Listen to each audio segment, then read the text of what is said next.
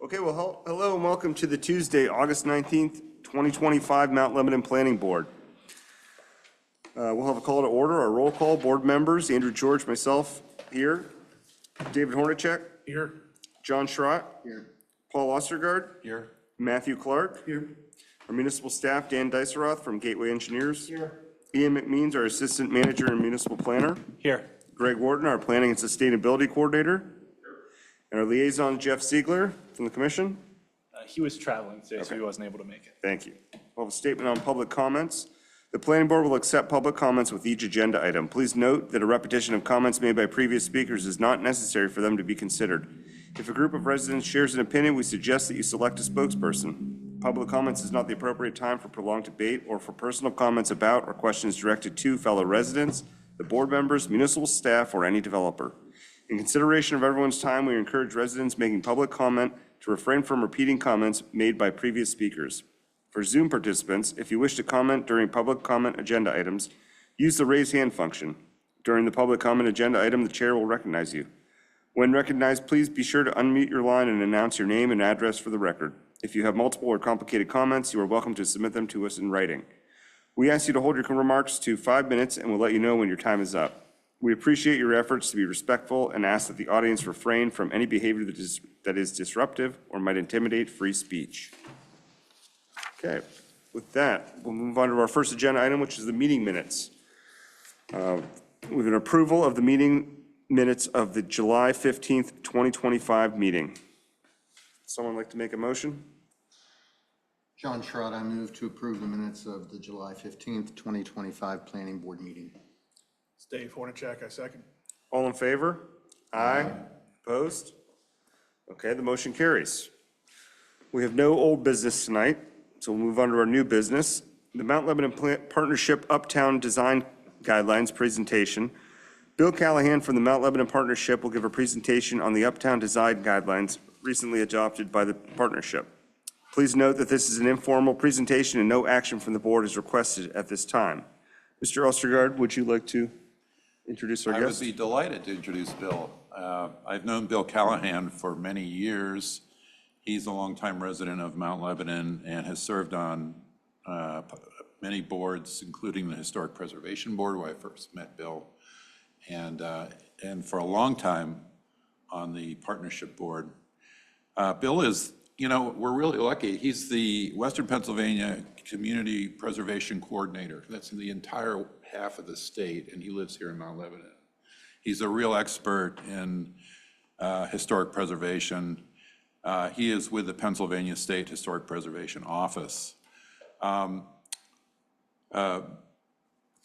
Before I got on the partnership board, these design guidelines were completed. And so Bill, I'm going to defer to Bill on the history of the guidelines and how they were created.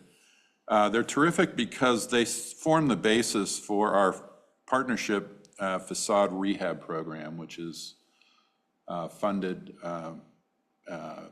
with a grant. And Bill, maybe you can be more specific there too. And there's a 50-50 match, and it's for small facade projects in the Uptown. But I think more importantly for the planning board, having these design guidelines is a really critical source of information for when we're asked to review proposals for work in Uptown, in the district. And it's really a terrific document. Look forward to Bill's presentation. Bill. And thank you all for having me here this evening. I really appreciate the opportunity. I'm not quite sure how I'm going to do this. Can I ask you someone to advance slides for me, put the slides up so I can talk about this a little bit? I'll complete Paul's introduction to the guidelines. As Paul mentioned, I work for the Pennsylvania State Historic Preservation Office, and a few years back, the partnership applied to my office for a Keystone Historic Preservation grant to develop these design guidelines. All of you probably know, but if you don't, Uptown Mount Lebanon is listed in the National Register of Historic Places. Mount Lebanon actually is home to a very large National Register Historic District based on its history as an early automobile suburb. And design guidelines such as these are a pretty standard item for folks who live in, work, and own property in historic districts to kind of have an idea of what kind of a best practice approach is to maintaining a sense of place within the boundaries of this historic district. Now, the National Register program doesn't require anything from private property owners. There's no restrictions or requirements that private property owners do anything particular with their property or don't need any permission to do anything with their property. But in fact, it is the most common question that I get is, I don't know how to do this. I have an old house, and what do I do?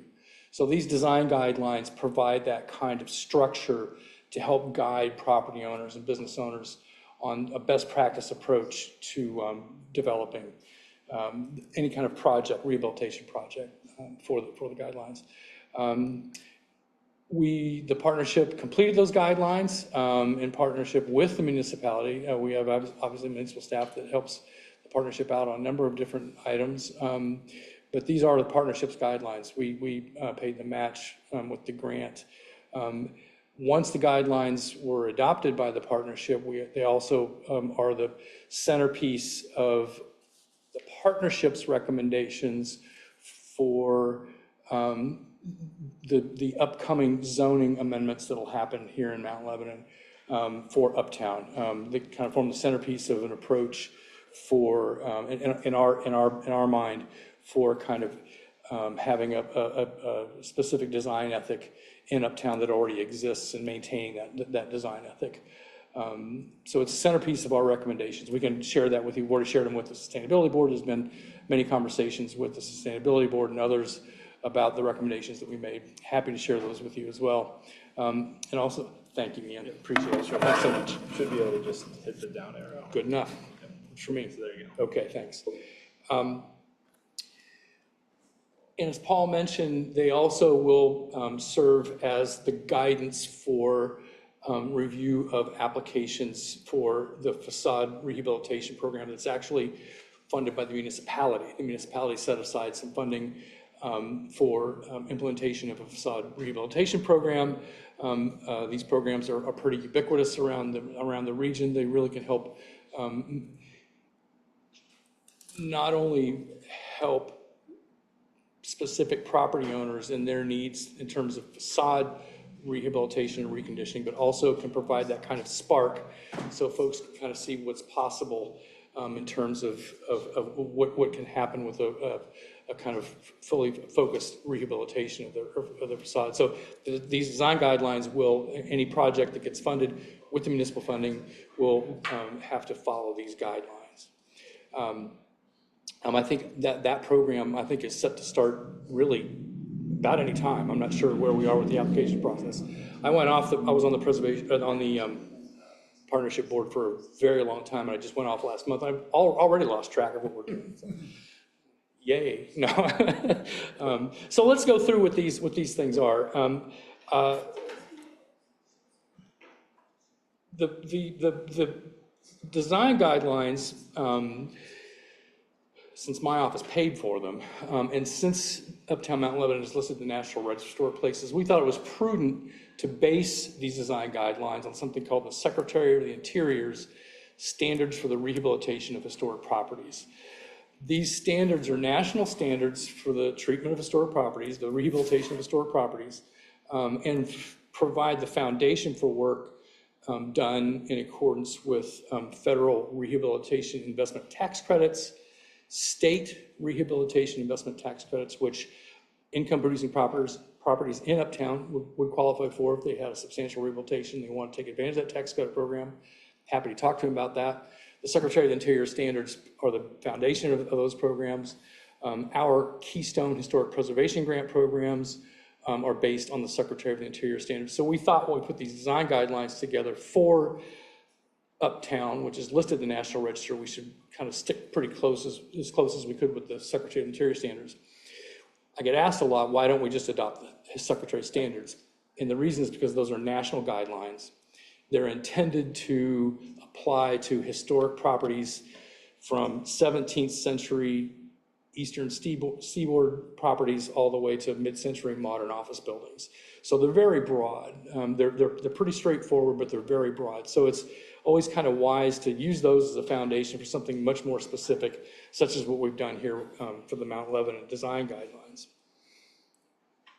And we thought it was also probably a pretty good idea that they follow the current kind of zoning philosophy in Uptown, even though we made some recommendations for some changes.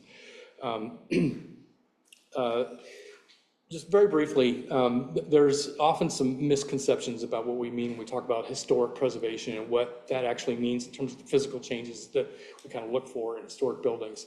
From our perspective, there are actually 4 ways that you can look at how to approach an historic building. There's a restoration standard, a preservation standard, and a reconstruction standard. These are standards that you would use if you were approaching a rehabilitation with the intent of interpreting a specific time in history. In other words, it's a house museum kind of standard. Very expensive, very specific in detail on what the approach would require, and not something that's appropriate for a living, breathing Uptown historic district. So with the Secretary standards that the philosophy that we're following are the rehabilitation standards, which are standards that help us identify existing historic material, character-defining features, and then seek ways to make a building work for itself while being sensitive to those historic features.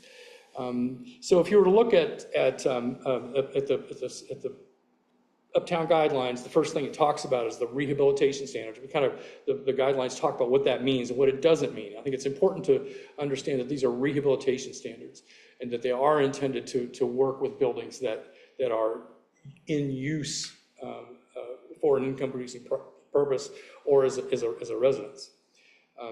The Secretary standards there's 10 standards, go over them real quickly, and 3 basic principles. The principles are to retain and repair, retain historic character even if the use changes, and to design compatible, reversible additions and alterations. So what we do, as I mentioned, is try to identify character-defining historic features, spaces, materials, and endeavor to maintain those, to repair them when possible,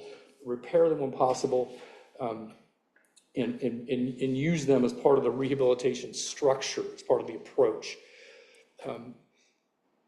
Many historic buildings uses change over time. It's inevitable. It's okay. There's nothing wrong with that. But as that use changes, the rehabilitation standards kind of require guide us to make sure that we retain historic character even if that use changes.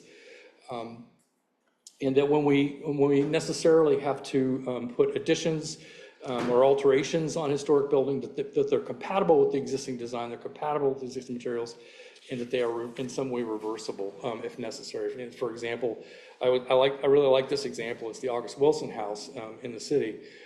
There is an addition. The August Wilson House is about an 1,100 square foot house that has an addition on it that's about 3 times the size of the actual property itself, and it works very well from a design perspective and also from a use perspective of that property.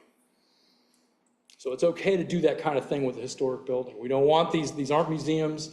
They're not. It's not living history. These are living, breathing buildings that I like to suggest have to work for themselves. So we have to find ways to maintain that historic character, maintain that sense of place, which is something I think we all appreciate here in Mount Lebanon, but also make those buildings usable. So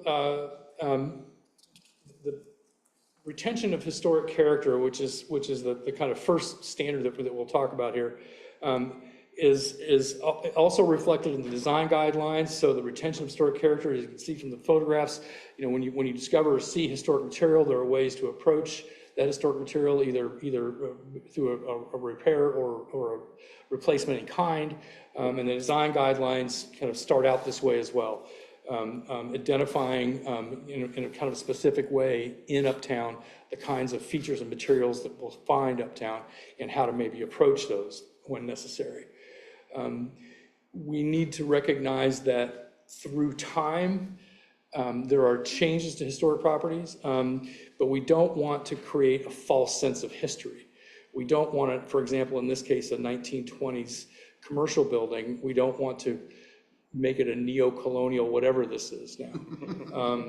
Because that's creating a false sense of, not very well, but it's creating a false sense of history of something that already had its own character and its own history. We need to be sensitive to that. This is money that either didn't need to be spent at all or could have been spent in a way that was more sensitive to the building's design. And when we do see changes over time that might be character defining, they might themselves have developed a character, an historic character defining, they might themselves become a character defining feature. I think we've probably all seen at one time or another something like this picture on the left, a 1930s, kind of Art Deco storefront that was kind of slapped onto or molded into a 19-teens drummer hotel, railroad hotel. That storefront gained significance over time when we all came to understand the significance of that kind of Art Deco style. Right here in Mount Lebanon, I think it's in Uptown, I think the Stevenson Williams Company sign is quite a bit younger than the actual building itself. I think it's a little bit, it's kind of iconic in Uptown right now. I think it's something that people recognize immediately, even though it is a newer addition to that building. Maybe the core of the rehabilitation standards, the preservation of distinctive features and craftsmanship. So throughout periods of time in architectural history and even community planning and development history and strategies, we develop certain kinds of features and craftsmanship that are recognizable through time. And removal or some kind of insensitive treatment of those features creates, a kind of jarring sense of what's happened in this place. In this example, for example, there's no reason a very large 19th century Italianate, what was once a single family home, couldn't have been subdivided into 4 apartments, which is what happened here. Could have been done in a way that respected the history and character and architecture of the building without all the kind of more insensitive changes that were made. The design guidelines picks up on that, again, kind of reflecting in a little bit more detail for Uptown, how we do that, how we go about doing that preservation of distinctive features and craftsmanship, and what kind of features we might find in Uptown, which obviously are going to be very different from the building in that photograph. When we have historic character-defining features in a building, we should try to preserve those in place as best we can, repair them as best we can. This is one of the reasons, and we all know this, if we own our own home, how important it is to continually maintain our property. The more maintenance that we are able to provide our properties, the less expensive and less kind of destructive in some ways a repair program would have to be if the materials have become too deteriorated. But when we're at a place where we're either maintaining an historic feature or we need to do some repairs to them, we should try to do that, which can be a labor-intensive endeavor, but it tends to be less intensive in terms of materials replacement. It's especially true with windows. There's a lot we could talk about with windows. It's something we end up talking about a lot in our office. The tax credit program talks a lot about, there's all kinds of guidance out there about how to approach historic windows. So it's probably the best example for this kind of, this standard, is to try to look to see when to repair that historic material. But when you cannot, when they're irretrievably deteriorated, and that does happen, and when it does happen, we should try to replace them with materials, configurations that are sensitive to the existing historic material.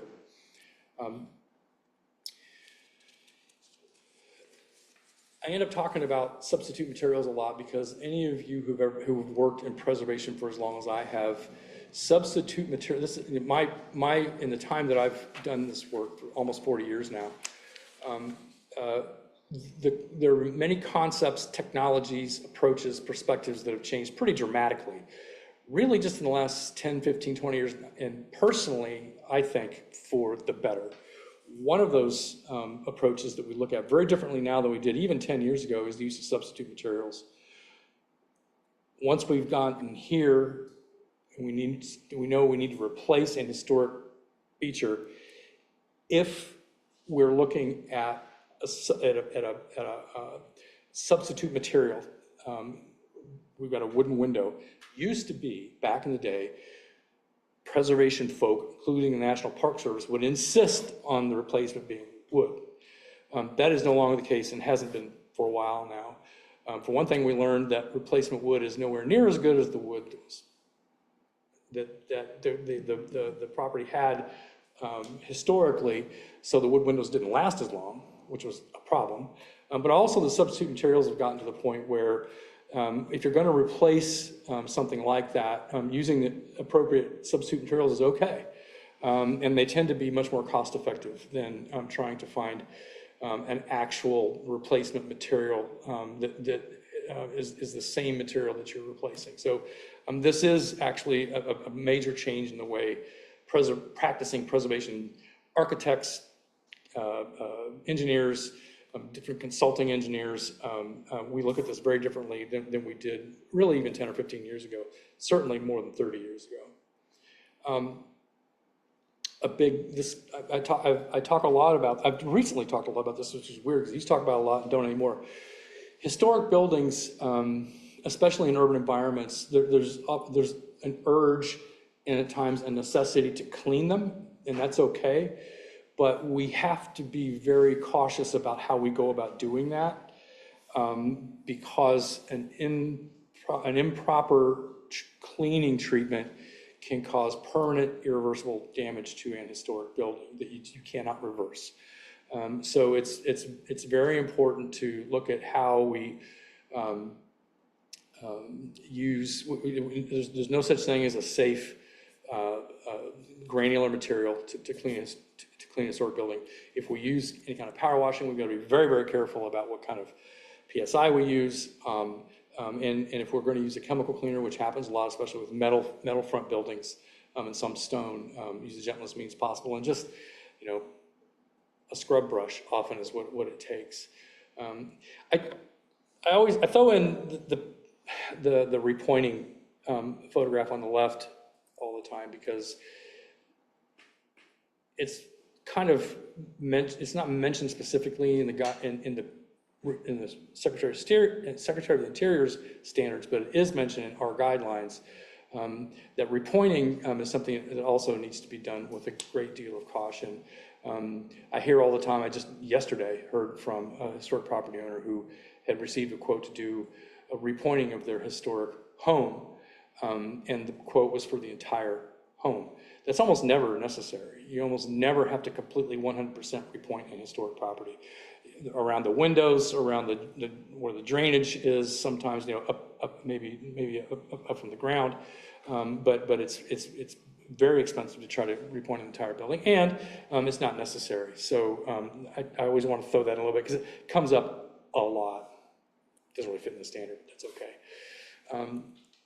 The design guidelines also kind of almost word for word, if you look at the actual the Secretary of the Interior standards, follow the standard number 9, which is if and as often happens, we're building something new or in an historic district, we should do our best to make sure the new construction reflects the design, the patterns, and the proportions of the existing historic buildings. You don't want to replicate history. You don't want to create new history, but you want, this is where good creative design can happen within a historic district that doesn't need to, kind of match that historic character exactly, because it's not really something you want to do anyway.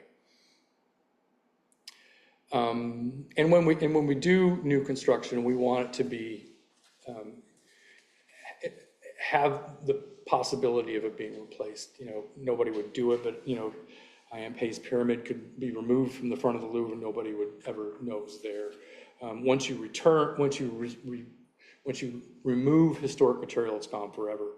So there's a qualitative difference between additive and subtractive change in historic building. Additive changes are things we can usually work with pretty easily. depending on the approach. Subtractive changes are can be much more damaging because you're removing historic material, and it depends on what you do afterwards, how that affects the historic property. That is a really quick rundown of our design guidelines. I'm pretty proud of this document. I think I was very pleased. The consultants really worked hard to get, and the partnership worked really hard to get public comment for these design guidelines, and we got a lot.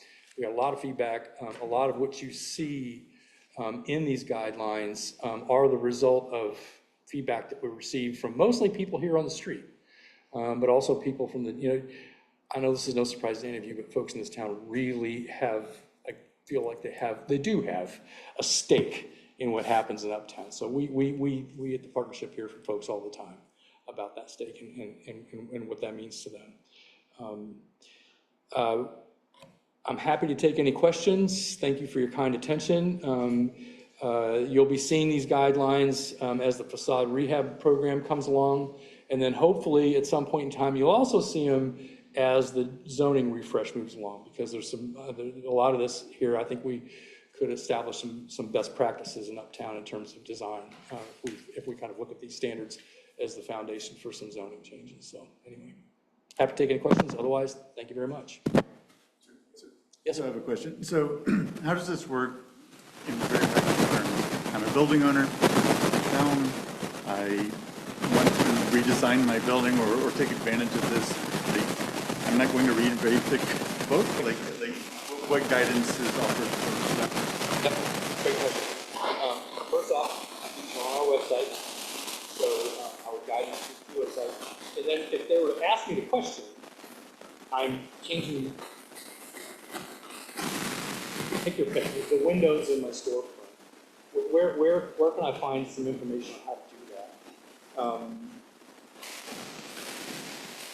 Page 22, you'll see references to here's the way to look at your windows. Here are ways to consider being sensitive to the character of your building in this case. These design guidelines at the very end, one of the appendices is actually a survey. It's obviously a slice in time when the survey is completed. A survey of every single building in Uptown. So those from that survey data, you can look at whatever it is that you're doing to your building, putting on a new roof, changing the windows, repointing, putting in a new door, what have you. You can kind of extrapolate from that section of the way this guideline is set up. It's kind of on step by step. It identifies different parts of the building, and then just specifies, okay, if you're looking at the cornice, here are things that you look at. If you look at the belt course above the windows, this is what you look for.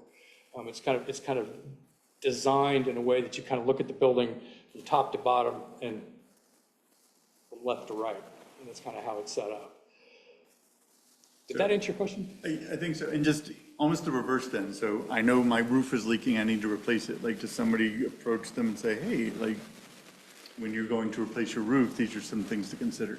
Again, another good question, because in most of Uptown, the roof is not going to be a character-defining feature in any one, because it's not something that's, the building across the street's a great example. As long as you're not putting a pitched roof on there that would be visible from the street, really anything would go, because it's not a character-defining feature for the district. We work in There's historic just an districts. example for the roof, but as a business owner, right, I'm concerned about my business, not necessarily the architecture of the building. So how are we encouraging those business owners to pay attention? Well, we're hoping the facade program starts those conversations, because frankly, there hasn't been a history in Mount Lebanon of those kinds of conversations. I work in places where those conversations have been happening since the 1970s. It's not something that really we've done here. So we're kind of hoping we hope outcome of the facade program is that people know that they can come to the partnership, they can come to the municipality and ask those kinds of questions. Oh, by the way, we have these guidelines, and have those conversations, because we frankly, in the partnership as part of this, we haven't made as large an effort to engage the property owners and the business owners, and why incorporating good design principles in the work that you do will help your business. That's a whole different presentation that I'm more than happy to do. But this is kind of the first step, and you've got to have those design principles in place before you can start talking about that. And we haven't had a lot of conversations like that, so we're kind of hoping this triggers some of those. And also, you know, as we move ahead with the refresh, we're hoping those conversations, we've started having those because of the refresh. But I mean, your point's well taken. You know, what do I do? I don't know. Where do I go? I don't know. You know, I mean, that's not uncommon. It's okay, because we can have that conversation now, and we actually have some answers now. I might have missed it, but is there a funding mechanism for a property owner that wants to do a rehab of their facade? So yes, there is now, the partnership is facilitating, and the municipality has funded a facade rehabilitation program. It's brand new. In fact, it hasn't even opened up yet. I think I think I saw the final, before I left the board, saw a final draft of the application itself. And we already have kind of a ghost committee already. So when the applications come in, there'll be people who can look at those, make sure they meet these guidelines.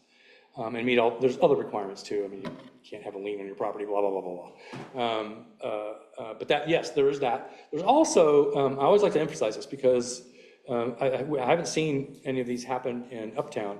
There is a significant federal and also a state rehabilitation investment tax credit that can apply to income producing property. So any property owner along Uptown that wanted to accomplish a substantial rehabilitation, there's some minimum expenditure requirements of their building, can get significant tax credits. Now those tax credits, it's a little bit harder than it used to be, but it still happens more often than not.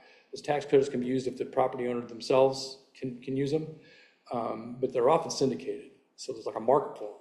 So they can be syndicated for operating capital. There's, I think, last count in Pennsylvania, we had done something like $6 billion with the B dollars of rehab tax credits in the Commonwealth in the last 12 years. Virtually every single historic building you see in downtown Pittsburgh that's been rehabilitated has used the tax credits. I am not aware of a single one that did not. They virtually all do. So there's that. And any non-profit organization like the municipality can also take advantage of our Keystone grant program, which are available to units, local governments, and nonprofit entities. In fact, the Historical Society of Mount Lebanon has received at least one, I think maybe even two grants from us to help them accomplish all the work that they've done there. This building would be eligible for those grants. I'm not sure what other nonprofit entities might own properties around here up and down the street, but that's another funding opportunity for historic buildings. Every single one of them would have to follow these guidelines. The library's gotten a few Keystone grants too, I know. They have. Yes. It's the same Commonwealth funding source, but that comes, libraries, they set aside a lot more money than we get from the Department of Education. But yes, they do. They have. They've been quite successful at that. Yes. Bill, how do the design guidelines address storefronts and signage? They are, thank you, Paul. The storefronts and signage are specifically called out in the guidelines with kind of step-by-step, you know, what do you have, what do you want to do, not what you want to do, but how you can approach those guidelines, or how you can approach the rehabilitation of those. It's fairly straightforward. We also have made, some pretty, I think, well thought out recommendations. In fact, we even drafted a sign ordinance for Uptown that we think would help Uptown get out of the, forgive me, Ian, out of the 1970s in terms of zoning. There's actually a draft, I think it's Appendix C, is actually a draft based on my experience. We also have a member of the board who works in 3 states in downtown, historic downtown revitalization, some examples that she found for us. So we based that ordinance on experience and known successful signage ordinances that are modernized from what we currently have.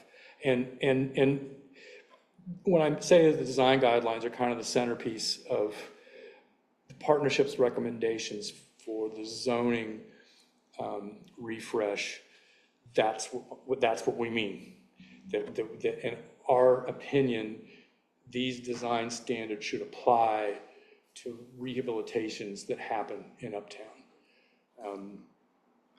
They're pretty straightforward, it's nothing crazy, but we think establishing that kind of consistency based on recognized national standards that have been around since 1976, we think would be a prudent, good practice approach for the municipality to take.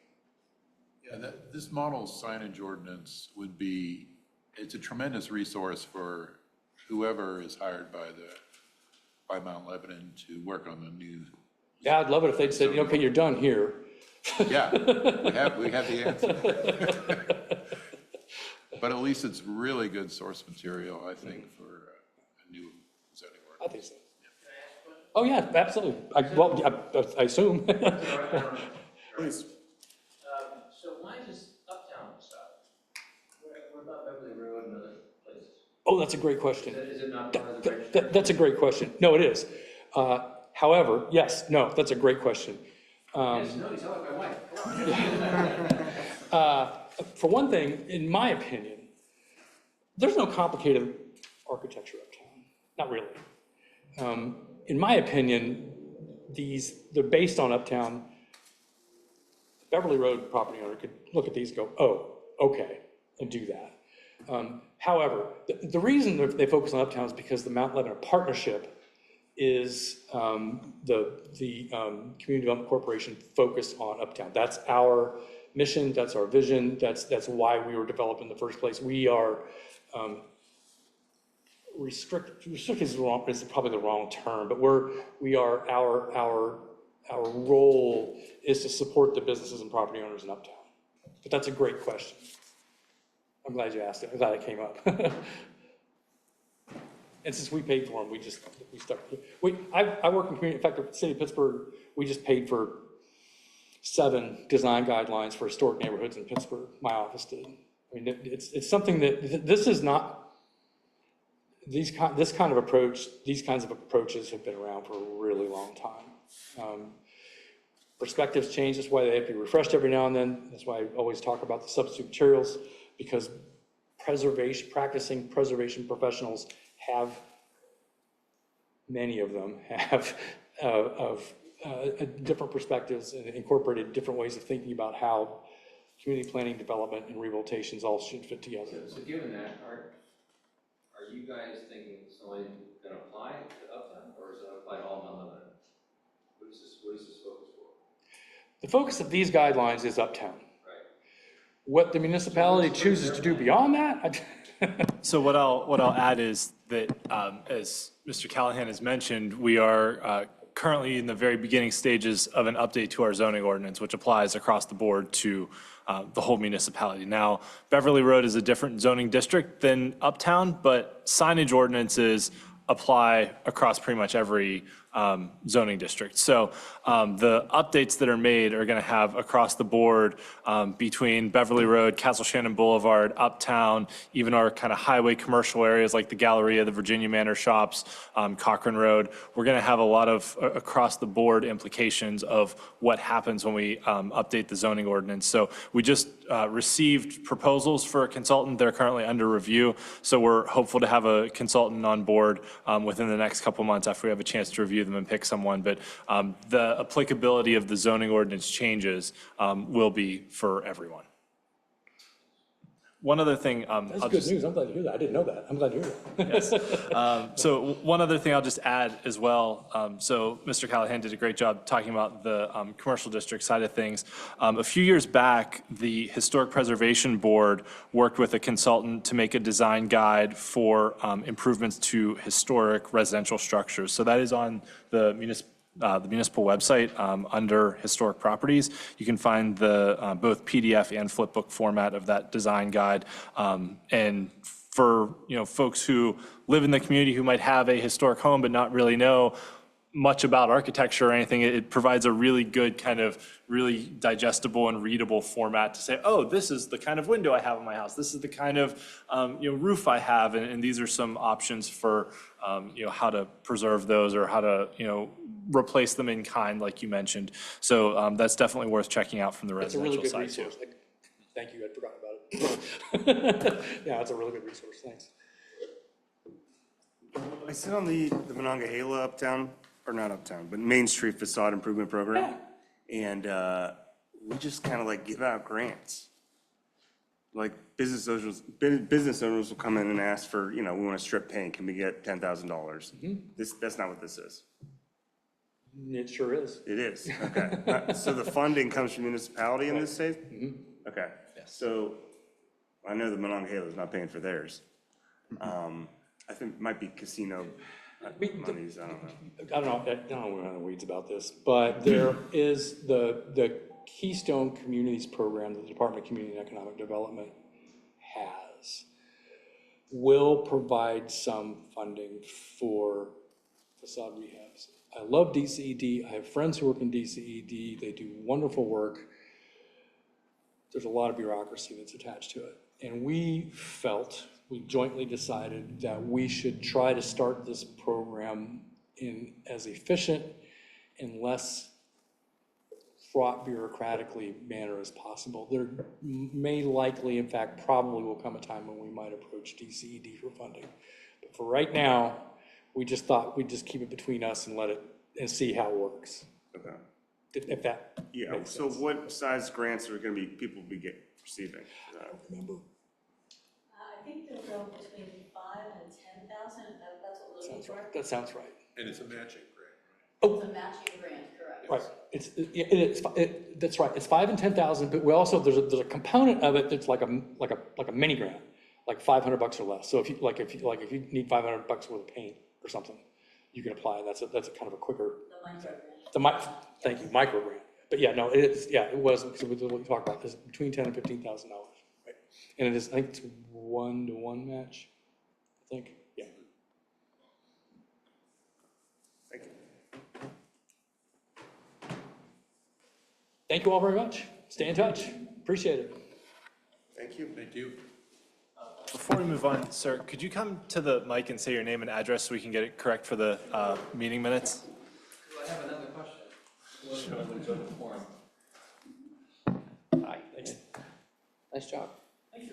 It's Rich Tenza, like the number 10, TenczA. I live on 317 McCulley Street. Thank you. I have a question later.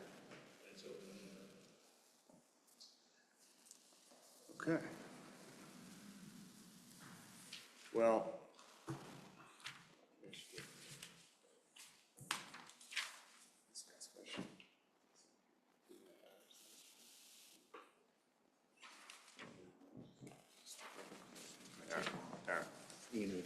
Yeah, all right. With that, we'll move on to our comprehensive plan update. We'll have a discussion of the comprehensive plan update. The municipal planner will provide an update on the progress made over the last year towards accomplishing the goals of the comp plan. Great, thank you very much.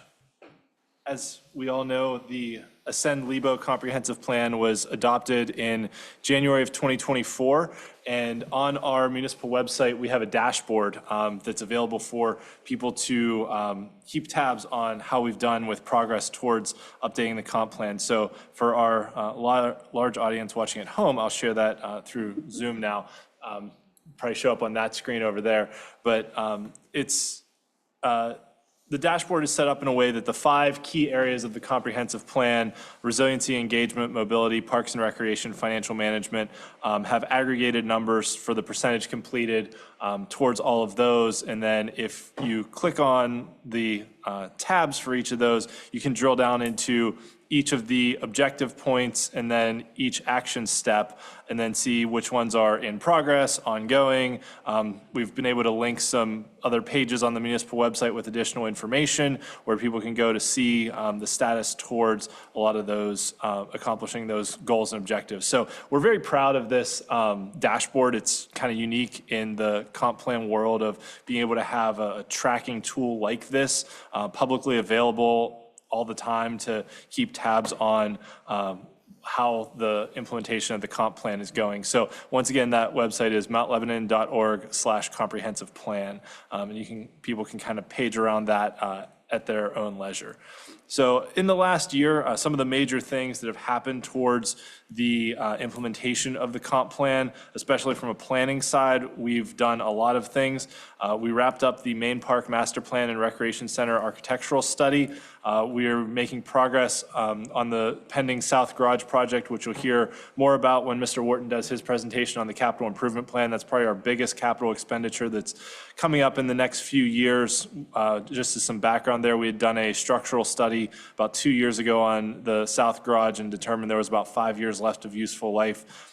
So we've made some temporary improvements. Some of them are happening now to keep that facility operational until we need to tear it down and rebuild it. We're under contract with AE Works Consulting to help us get some conceptuals done and potentially pursue a public-private partnership for redevelopment of that site, which is a really key site in the middle of Uptown that the municipality has site control over. So there aren't many of those, but it's an exciting, an exciting potential future project.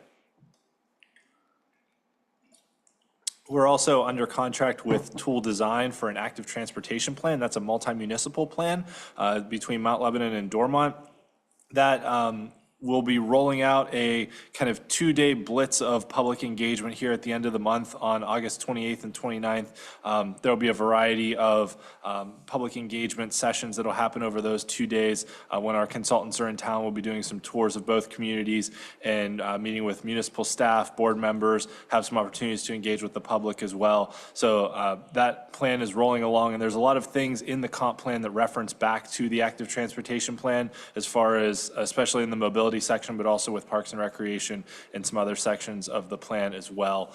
As I mentioned, we received proposals for our zoning ordinance update. That's another very large project that's happening, so those are under review. We'll hopefully be under contract with a selected consultant in the next few months to get that project rolling. There are several sections in the comprehensive plan that reference, look at this in the zoning ordinance, look at that in the subdivision and land development ordinance, consider these types of ordinance changes. So all those sections have tie-ins to the zoning ordinance update project.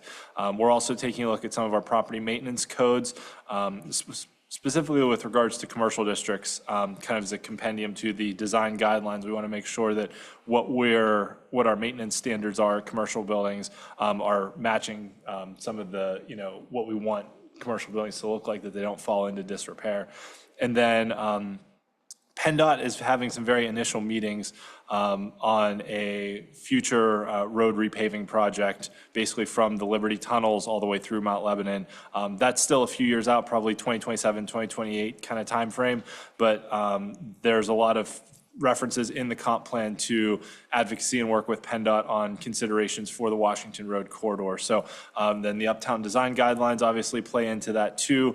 We are under contract right now with a consultant that's looking at our street tree program and how we maintain that. We wrapped up a study with Oikos Consulting for how we manage trees and invasive species in our parks and wooded areas, and just a lot of other ongoing projects that help continually fulfill goals of the comprehensive plan, whether it's working with the school district, applying for grants, continuing high levels of service, and everything else that we do in the municipality really does tie back to the comprehensive plan.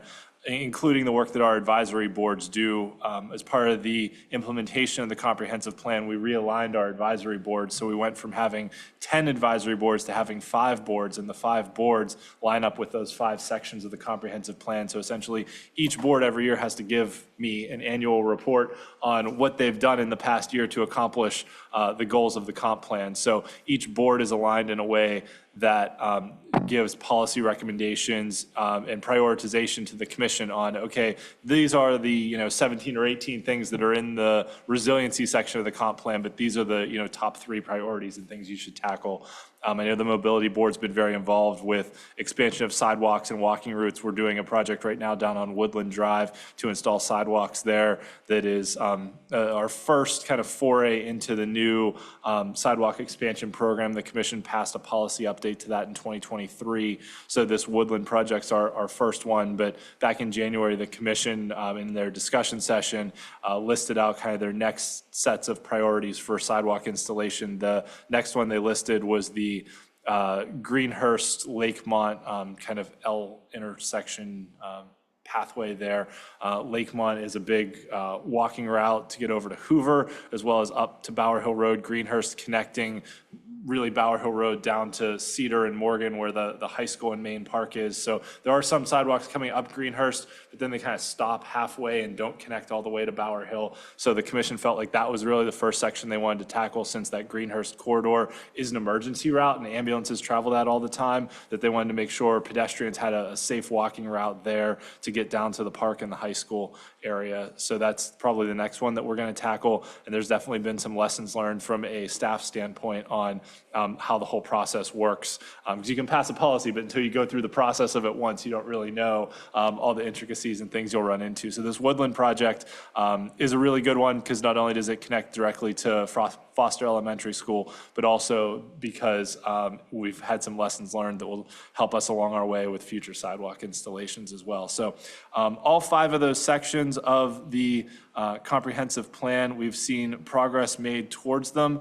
And so overall, we are continuing to make year-over-year improvements towards meeting the overall goals of the comprehensive plan. So I'm happy to answer any specific questions that people might have, if they have any, or you can check out the dashboard on the website and see kind of where things are in each of the sections. So just as an overall total, last year when we launched the dashboard, I did an update at the end of 2024 for the commission, kind of on where we were towards meeting the goals of the comp plan, and we've made about a 5% improvement since then. So overall, on average, we're about 25% complete towards meeting the goals of the comprehensive plan. Thank you. Any questions for Mr. Evans? Thank you. Okay, we'll move on to our next agenda item, the capital improvement program update. We have a recommendation from the planning board on the proposal capital improvement program for the years 2026 to 2030 as being in accordance with the comp plan. Mr. Warden? Thank you. Good, share my screen here for people at home.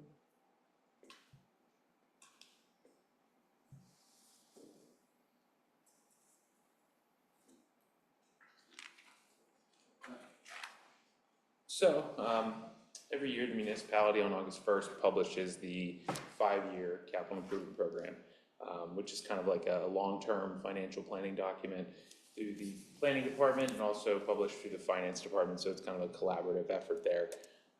So a couple little quick facts for this year's edition, the 2026 to 2020, or 2020, we're already into 2030. So 2026 to 2030 comp plan. So we have 39 new or continuation projects, totaling a gross cost of $157,723,910. Little caveat for that, 56 million of that is for the south garage replacement, and about 20 million is for a rec center expansion project for accessibility and facility expansion.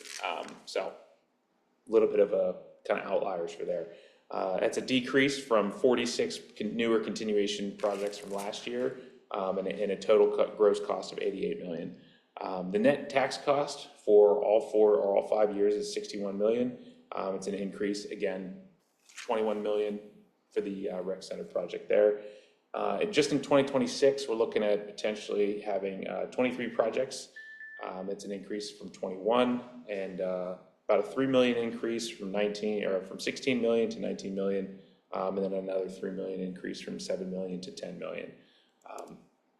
So overall, as you can see, we have a lot of facility projects. Ideally, again, that 2027 large bar is the facility, the rec center facility expansion project. But all in all, kind of regular numbers there, with infrastructure and facility kind of being the bigger ones, whereas equipment is kind of like that as needed. Going through our 2026 projects prioritization, the economic development that's still prioritized with the Activate Uptown, that's expanded a little bit more from previous years, where we're getting some numbers back and we're getting some projects back that have been suggested by the subcommittees and the steering committees. So for 2026, there's a couple smaller projects I can get into as well. But for the public works, I would say kind of standard for the first three there: street reconstruction, sanitary sewer, and stormwater, all infrastructure. With street reconstruction, I think we have 93 miles of street in Mount Lebanon, so we look to reconstruct those every year based off of the classification system we have. Same thing with sanitary sewer improvements, constantly looking at those. Same thing with stormwater management.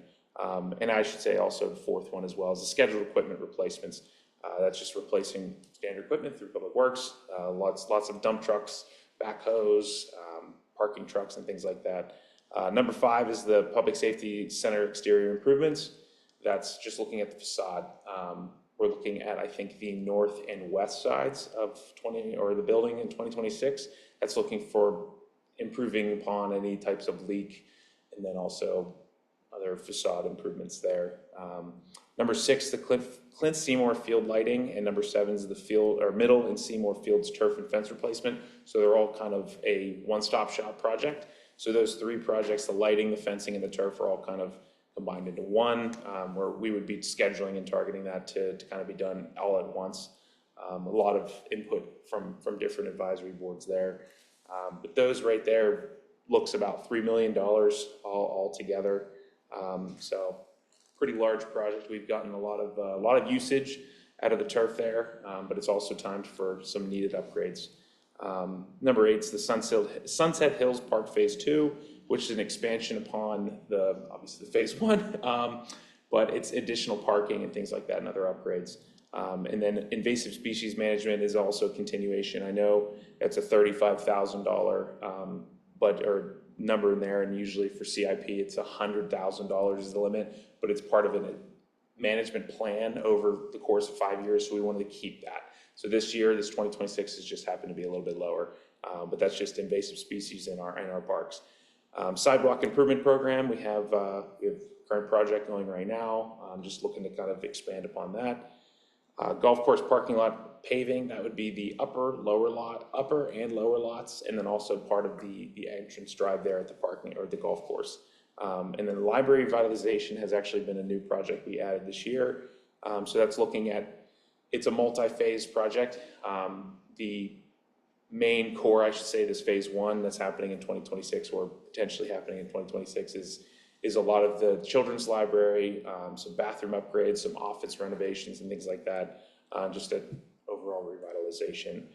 Cedar Boulevard parking lot Phase 2, Cedar Boulevard parking lot in between Dixon Field and the middle field right there. And also finally, we have the Public Safety Center 3rd floor furniture replacements. That's put in by the police department to kind of expand upon the facilities they have there. I know they're quote-unquote command center and things like that upstairs in their office. Moving on to recreation, the tennis center fencing, just simple tennis. The tennis center has some fencing that's going to need to be repaired and replaced. So that's a couple $100,000 right there. Same thing with the bleacher railing replacement. Some railing has been replaced or repaired, and then they're looking to replace some as well. Golf course improvements for 2026, that's looking at some tee boxes, some laser leveling, improving upon, I think, forward tees at hole 9. I think it was hole 7, 8, and 9. I can't remember exactly off the top of my head. Some general golf course improvements. Public safety, they're looking to replace the fire safety training trailer. We actually have a grant out for that currently. So we're hoping to get some good word back from that. Just the fire safety training trailer is just educational. There's some really cool stuff out there. The technology has expanded tremendously just from the old smoke trailers that used to be back in the early 2000s. Now they're really high tech, I would say. And a rescue tool replacement as well. I think that's extended its useful life, so they're looking to replace that one as well. And then moving to the parking fund, or I should say the parking department. South garage repairs is not the replacements, the repairs. So we're continuing on the repairs each year until we reach that replacement time. And then moving on to the north garage, we have the elevators and then the north garage entry equipment. So those are just the projects for 2026. Those are just the prioritizations by each department. Kind of moving on to the near debt, or I should say the new debt horizon that's coming up. So like I mentioned, the Activate Uptown project, anything in near term is 1 year, and then anything intermediate is after that. So I'd like to include some things in there, just some general debt. And then as you can see at the bottom is a south garage replacement, which would be a $55 million project there. Potentially, we're looking to get some better numbers on that, but just kind of ballpark. That includes demolition as well. So demolition was about $3.5 million, and then planning I think was about $2 million, and the rest of that is all reconstruction. So, like I mentioned in the Activate Uptown for the Economic Development Department, just a simple, I would say 4-phase in this case. Kind of looking at some sunshades for next year. That $4 million project was something of a Clearview Commons revitalization, kind of expanding upon that place in the as making a real place-making area. So again, that's part of a phase project. The Public Works, as usual, is most of the CIP every year.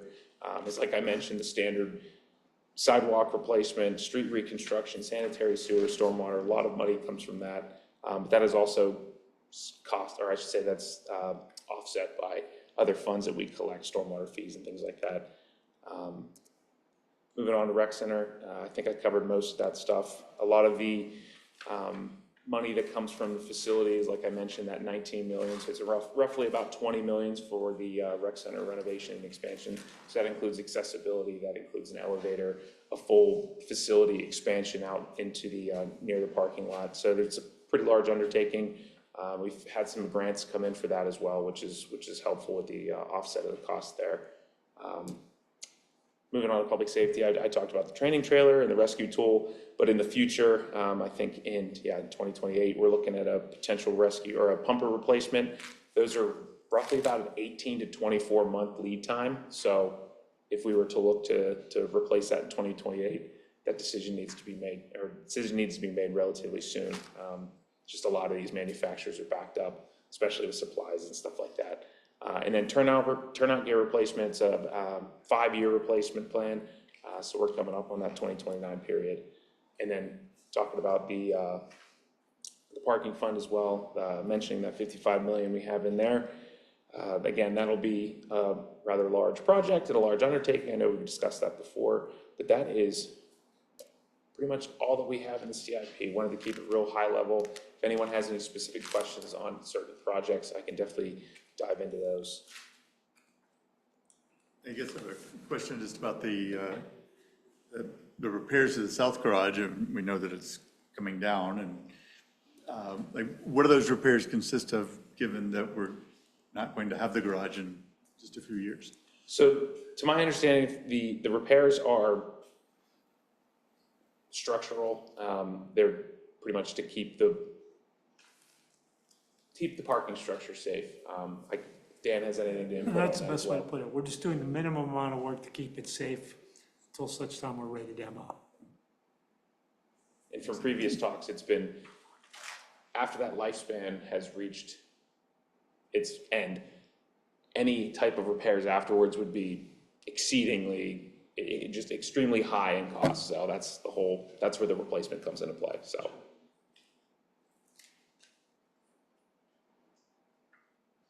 Spend the $3.5 million now and drop it, and It's a rather large undertaking, so. How much further Clearview Commons? So that Clearview Commons, let me jump to the page real quick. So that's gonna be out in excuse me, let me get to that real quick. So in 2029, that's a refresh of the Clearview Commons and Alfred Street area. That's the input we received back on the Activate Uptown project. So that's looking at potentially including new lighting, trash cans, street refresh with material palette. The Clearview Commons actually would be, the canopy itself would be demolished, and existing infrastructure to accommodate improvements, and installation of a new paving materials, greenscape, trash receptacles, water features, shade structures, public art, and rock wall. So it's a rather expansion of that area, but then again, that's why we kind of have it later into 2029. And these years can always be pushed around. So this is like the first public rendition of the capital improvement program, and then it goes to the commission next week for consideration, and then ultimately their adoption at the end of the year. So. Private street improvement, go ahead. Can I just add to the Clearview Commons Uptown stuff? We did a study with Patrick MTR Consultants. We call it the Activate Uptown Plan. There was a commission discussion session presentation from a few meetings ago. So if you go back on our municipal website or on our municipal YouTube channel, you can find that presentation. They went into pretty extensive detail on kind of what all the ideas were as part of that 5-year phased plan to activate a lot of different spaces throughout the Uptown District. And our YouTube channel is MTL Meetings.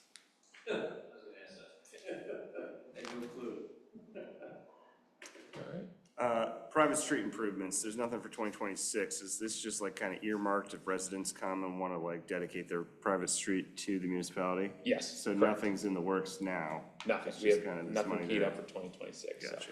We have a policy that was put in place back in, I think it was 2011 or 2012, that details the process for dedication of a private street to the municipality. And there's a cost-sharing formula in there to bring the street up to municipal standards as far as street widths, curbs, paving, all that kind of stuff, sidewalks, streetlights, all the general municipal standards. So since there is a process that has some lead time in it, when we don't have any applications currently in the hopper, we didn't put anything in the CIP for 2026 because there isn't anything coming through the process right now. So that's kind of, there's money in future years in case someone does apply, but there's a lot of steps to go through that process. And a lot of the private streets are significantly narrower than the municipal standard, and a lot of private street property owners don't want to lose sections of their front yard, so they're willing to continue living on a private street. Greg, the non-tax revenue that's listed for 2026, it's 9.2 million. Is that estimated? Is that prorated from previous years? Or if they're grants, are they confirmed that they're already in place or they will be enacted? So it's kind of a combination of lots of things. So there's contributions that are in there, there's donations, there's grants, there's stormwater funds, there's carryovers from budget years. So it's kind of a culmination of a lot of things. So it's kind of more project-based on each. So like, for example, I can jump just straight to an example of. I know the library's a grant. Yeah, the library's a grant. There's some grant funding, like I mentioned, in the fire training safety, or the fire safety training trailer. So there's just it's kind of a case-by-case basis through each project. So that 9.2 could be a plus minus. It could change. Yes, It will absolutely. change. Yes, Okay. All right. Thank you. no problem. Pennsylvania Boulevard development, what's happening there? That lot that came before us a few years ago? So the Pennsylvania Boulevard plan that's in the CIP is to essentially have a linear kind of walking trail, park sort of thing. It's more of a walking trail past where the development plan was. So the development plan that the board recommended and the commission approved was to basically be at the dead end of Pennsylvania Boulevard. They would extend what is now a private street, make it into a public street dedicated to the municipality, but extend the street out to cover in front of their property, and it was 5 duplexes was what was proposed there. And then the project in there is essentially going farther down the right-of-way from where that cul-de-sac would be to make like a walking trail further on. But as far as that development project goes, we've continually had contact with the developer. They're still kind of working on their, I'll call it value engineering of the project. They have a lot of dirt to move and not a lot of places that are willing to take that much fill. So they're still working through some project details. They have obviously not started construction yet. But we're still constantly in contact with them. You know, every month we reach out to them and they're like, hey, do you need any assistance from the municipality? Where are you? You know, do you want to come in and meet with us? So the lines of communication are open, but they've not moved forward with the project yet. But the trail goes the whole way from Pennsylvania Boulevard, behind the post office, by the Rite Aid to Mount Lebanon Boulevard? I don't know if it goes the whole way down there, but that's the area where it is. Because there was a path there at one point. Yeah, and there still kind of is a path down there that some people go walk, and it's, you know, essentially a paper street that exists on paper but has never been developed or dedicated to the municipality. So there is sort of a trail down there, but the idea in the plan would be to formalize it. But since that's a public, or sorry, let me restate that. Got tongue-tied there. Since that is not a public street right now, it's a private street, that section of Pennsylvania Boulevard. We had been waiting for the developer to build their project, create the public street, dedicate to the municipality for public use, so that then we can ensure we have public access through there to get to that walking trail. So I can't tell someone, you know, what to do with their private property. So it's one of those things where we, you know, the Pennsylvania Boulevard, that section of it right now is not dedicated to public use. So there's some questions about whether or not, you know, we have rights to let the public access that. Now, whether or not members of the public decide to go walk down there, that's their own choice. But, you know, at least as far as the legal rights go, that's a private street down there.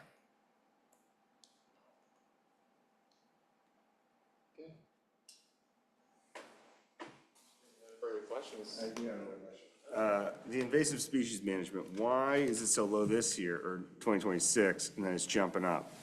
Can you explain that a little bit? That was based on the Oikos plan, and there was a phased approach in that plan for like what investments to make in certain given years. Okay. Yeah, so, Yeah, the Oikos plan published, I think in 2023, is a 10-year phased plan. So I guess this is just one of the years, and I don't think there was just as enough or a lot of volume of work to be done. Does So that like include like Allegheny Goatscape, or what's this money doing? so I think off the top of my head, I think this is just going towards this year, 2026. This is going primarily in Bird Park. So 2026, 2027, I think is Bird Park. Then it moves to Twin Hill Park after in 2028. So off the specific scope of the work, I'm not entirely sure. I know I could get with the facilities manager, Phil Lavolio, about that. But yeah, it's specifically looking at Bird Park. So So you have like teams of landscapers going in there and clearing invasives. Kind of the idea? I think there was some of it, yeah, there's, because we get a lot of great volunteer work from the Nature Conservancy volunteers right now that help with invasive species removal. And there's, but you know, there's a lot more work to be done than just what small groups of volunteers can do. And we're very thankful for the work that the Nature Conservancy does. But there was, you know, definitely more work that was needed. I pulled up the plan, I was trying to look through what was designated for certain given years, and it's probably at the end of this like 105-page document. So give me a minute to scroll through and I'll get back to it. Is there an opportunity to include the golf course in that? Because I spent a lot of time battling invasives over there. I'm the only one. And I bought an extractigator and pulling out all the privet, but there's nothing coming up behind it. And it's just like with like forest with no future, right? And so once that all goes and all of that, there's no understory coming after that, then there's not gonna be no value to the land as a forest, which would be disappointing. So if there's an opportunity to include the golf course and parts of that, or spread that around other places, Sure. we do that. Absolutely. Trying to pull up that document as well. And also in the zone, I don't know if we could put in zoning, like just to ban some of these plants that we're battling, privet, Vanco vine, all that stuff, like no new plantings, is that possible? There were some recommendations in the comprehensive plan regarding ordinances to ban certain invasive species, yeah. And right now, our zoning code basically says for new development projects, anything that's listed on the DCNR list of, invasive species is not allowed. But that doesn't necessarily give us as much, from ability to deal with existing either. So we did have some recommendations in the comp plan to consider some of those things. I have a question about Activate Uptown numbers. Where do these numbers come from? So from the consultants we have, the Pashik, they worked with Gateway, our engineer, and I think those numbers were published by our engineer, so Danny. Yeah, I mean, we just did, from the concept plans we had, we did high-level cost estimates just to get in the ballpark. Okay. Have you, because the big project is out in '29, is there like an inflation There was factor? an escalator. put- Escalator? Yes. Good, good. Okay.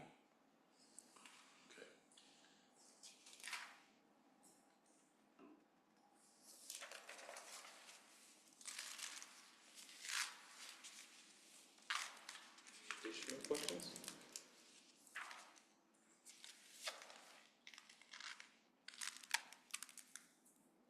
Appreciate the feedback, and if you would like to make a motion to recommend this would be great. Thank you, Greg. Well, with that, would someone like to make a motion?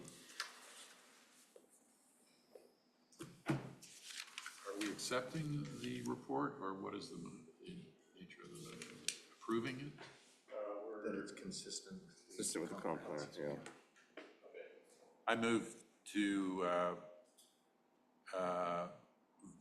accept the capital improvement program for 2026 to 2030 as consistent with the municipal comprehensive plan.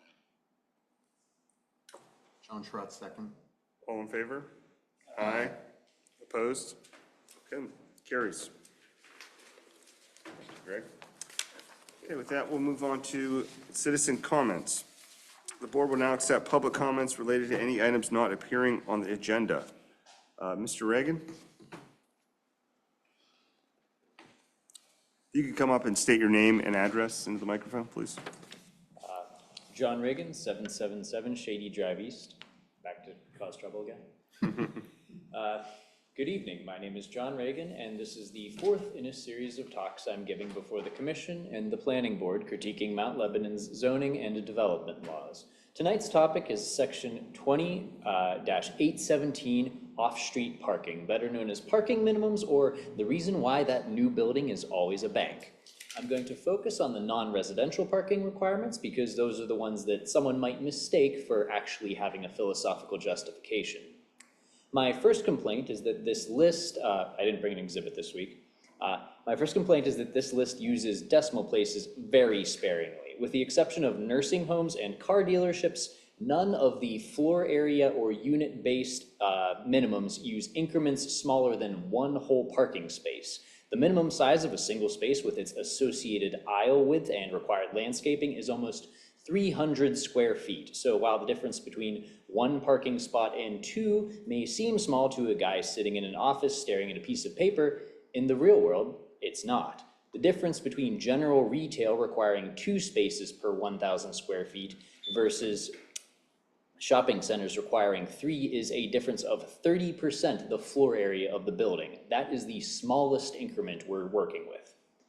Before I looked into this, I just assumed that someone copied and pasted the numbers from the Institute of Transportation Engineers Parking Generation Manual, a $500 collection of loosely organized raw data from students and other people willing to sit in a parking lot counting cars all day.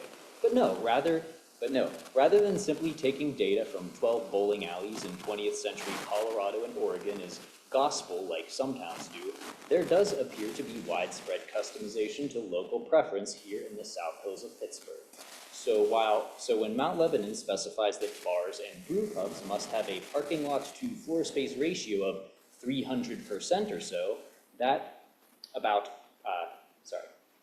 2.5 to 6 times as much as an identical establishment in Dormont, depending on the specifics, that is a reflection of Mount Lebanon's commitment to enabling drunk drivers. Unlike residences where theoretically the people who live there know whether there is space to store their craft before they move in, legitimate safety and circulation problems can arise when people who've been conditioned their entire lives to expect free and ample car storage decide to visit a business in a populated area. Aggressive parking minimums can be a tempting idea for a small town that doesn't have the resources to police its main street, but the cost doesn't just disappear, it gets shifted to any member of the public that doesn't benefit from artificial scarcity in real estate. Besides, appeasement never works. Geometry is geometry.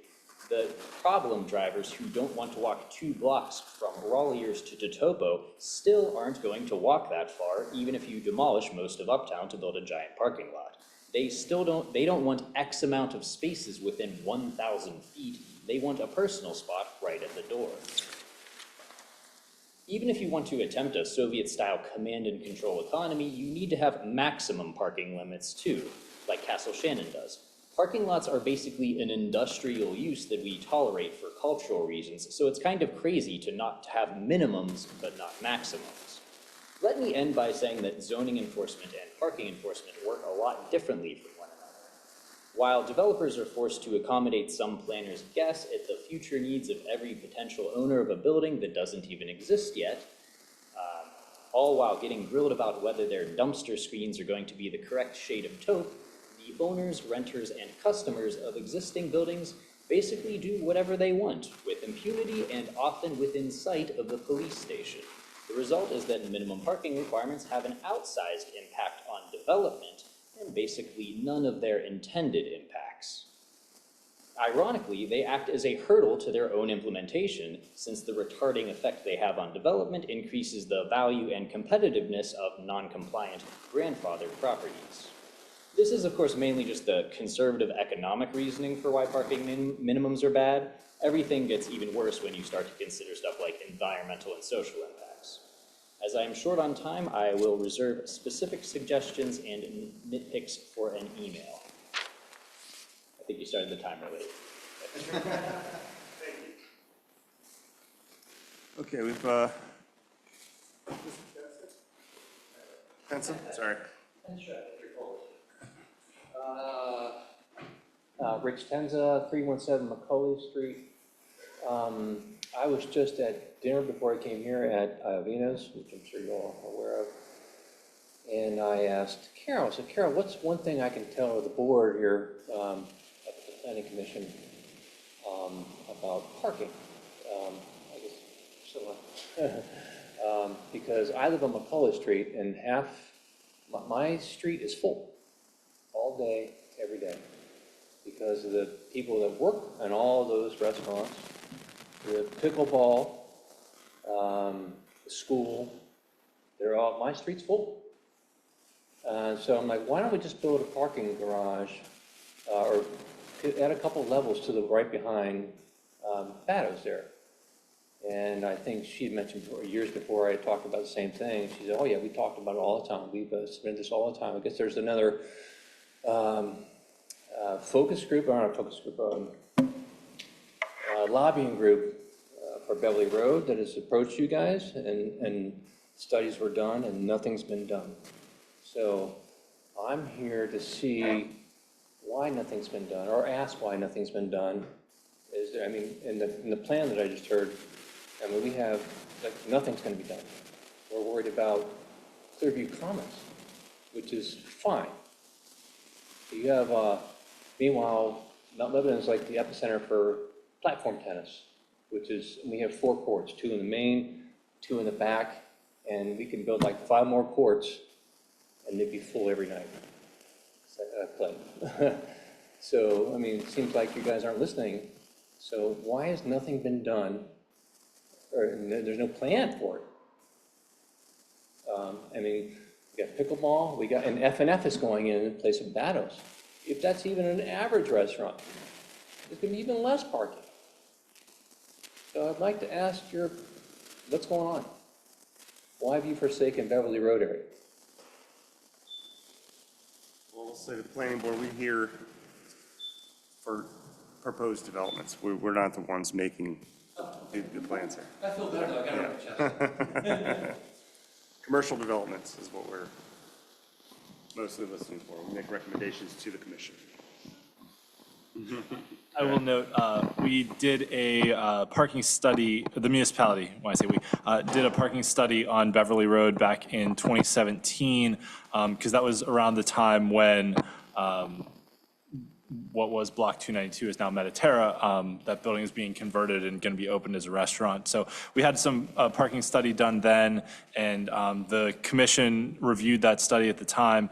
If you're interested in similar, what's going on with Beverly Road, you could come to the commission meeting and, make similar comments there. Commission meets the second and fourth Tuesdays of each month. But I can say that after that 2017 parking study was done, the conclusion of that study was mostly that, there is a lot of traffic that happens on that street with cars, with visitors.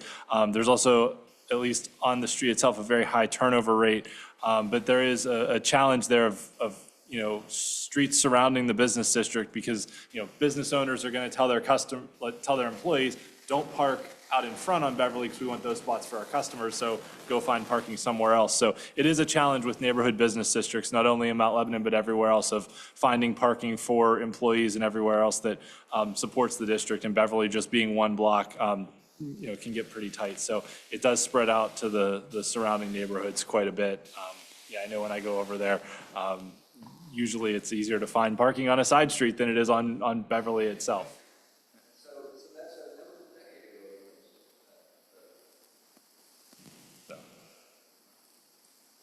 I think the footprint of the current parking lot is pretty difficult to go up on. It's not a very big footprint, and by the time you start trying to go up and create ramps and stuff like that, there's no natural elevation change that you can just come in on the second level deck. So, I mean, we can figure it out, sure. All I'm saying is you probably have to go up more stories to get efficiencies and more spaces. And then once you start going up, then you start affecting the look of the neighborhood, because you got this parking lot sticking up in the air, and it doesn't kind of fit in. I frequent the district too, so I try to walk where I can. We did create a few more spaces in that lot when we restriped it. Oh, yeah, I mean, we did what we could, but it's, I toured the new pizzeria that's going in, and boy, I'll tell you what, when that opens up, look out. It's gonna be, it'll be interesting. So it's the what board or actually? The commission, who are the 5 elected officials. Yep, they meet the second and fourth Tuesday of each month. Appreciate it. Appreciate the comments. But your comments are on record. Yeah, they're on And record. the They'll be part of the commission- minutes. The commission gets the will minutes read from the this, meeting, yeah. so There'll be a preamp to your concerns. Think about also maybe making this downtown parking garage, or if you build a new one in Beverly Road, there's a thing called eVTOL. There's like an electric for take off and landing aircrafts where you come soon. Why not be the first place in the country to have a place in the top of your parking garage? They can get from here to the airport in 5 minutes. Or at least. What's it called? What's it called? eVTOL. E for electric. Okay. For take off and landing. So it's like the Jetsons. The Jetsons, yes. It's happening.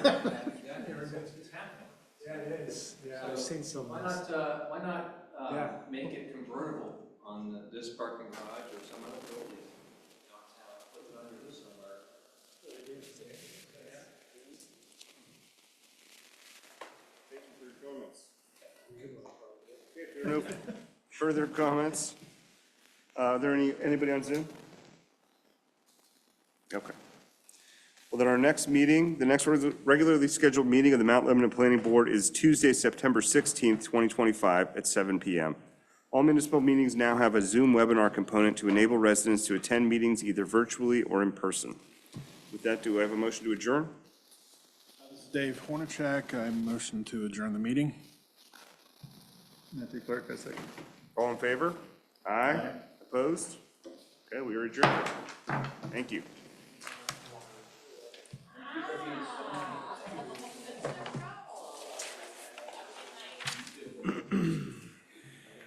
Thank you.